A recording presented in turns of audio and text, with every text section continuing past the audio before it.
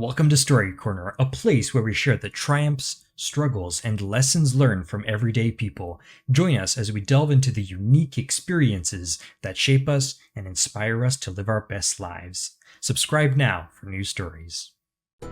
Sitting solo in a café after being dismissed from her job, a nurse found solace in the company of a destitute man. Little did she know that her life was about to undergo an unforeseen transformation. Lorraine had had enough.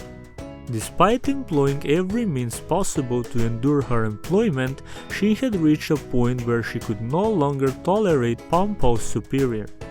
Frustrated and exhausted, she brazenly confronted him, which ultimately resulted in her dismissal. The situation left her apprehensive, as she had been barely making ends meet with struggling with paycheck-to-paycheck living.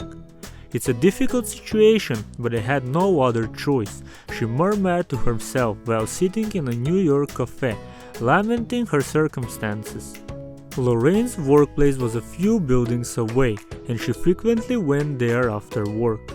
Outside were straw chairs and round glass tables, each meticulously furnished with vibrant flowers in a magazine.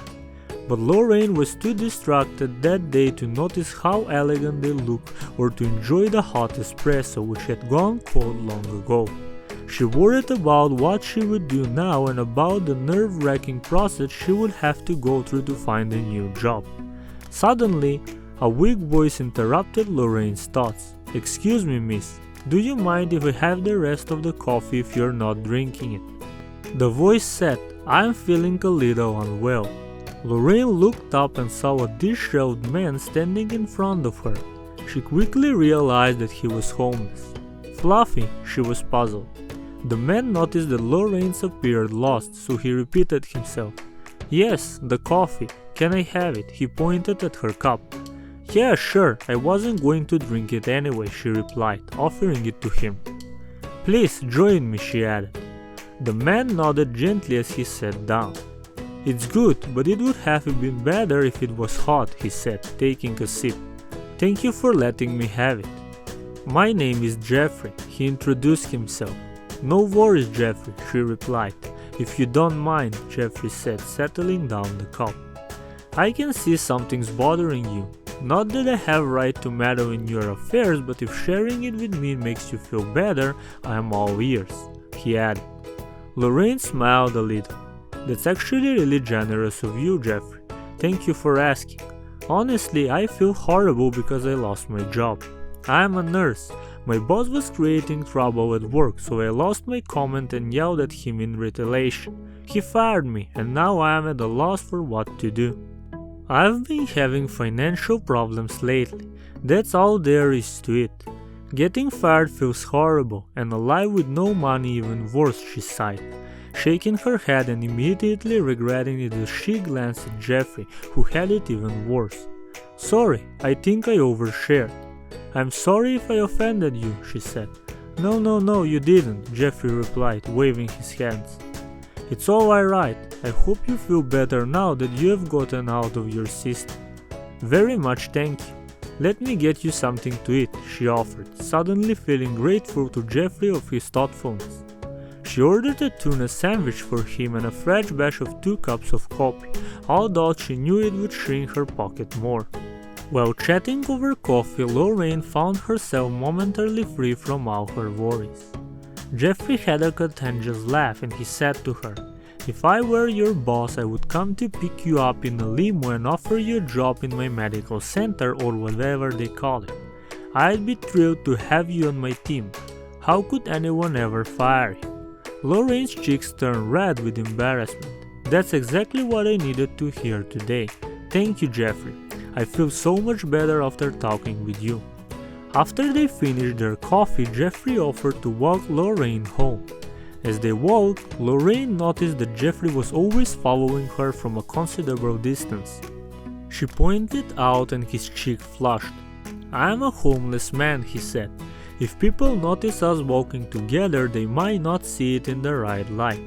I am a filthy, scruffy man." Lorraine smiled, shaking her head, and held his hand. "I don't care what others think," she said. To me, you are a kind-hearted man who made me feel better by listening to my worries. Your appearance and status are the least that matters, Jeffrey. You shouldn't let people judge you like you that. You deserve to be respected, alright? Jeffrey nodded, tears welling up in his eyes. After arriving at home, Lorraine kindly invited Jeffrey to stay overnight in the guest room, but he politely declined, not wanting to cause any inconvenience. He expressed his gratitude and bid her farewell. Watching him walk away, Lorraine couldn't help but think of him as a kind-hearted individual. She regretted not asking him about his own problems and realized how self-centered she had been. "I hope we cross paths again," she whispered to herself. However, that night her worries about being unemployed came flooding back. She spent the evening alone, unable to shake off the anxiety, and cried herself to sleep. The next morning, Lorraine woke up to the sound of her doorbell. She hurriedly threw on a sweater and rushed to answer the door. She opened the door and found a man in a suit standing in her doorway and a limo parked outside her house. "Good morning, ma'am," said the man. "My name is Stuart and I'll be your valet for the day.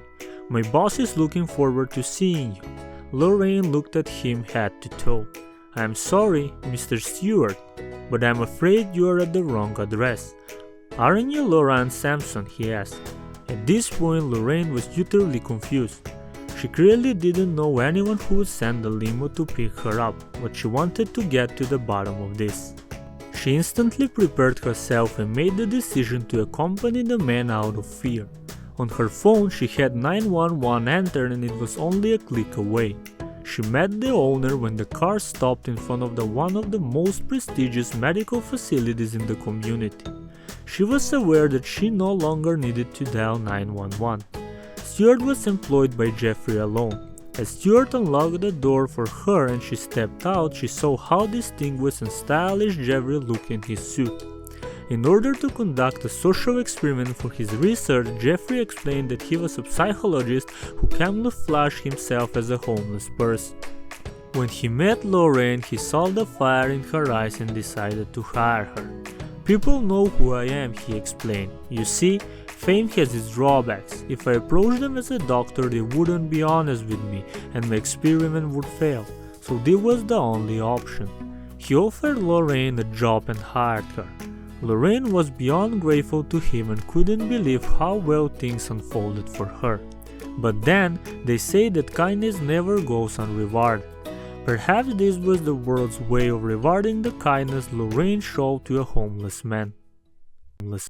Thanks for tuning in to another episode of Story Corner. We hope you were inspired by today's story and learned something new. Don't forget to hit the subscribe button and hit the notification bell to stay updated with our latest content. Until next time, keep living life to the fullest.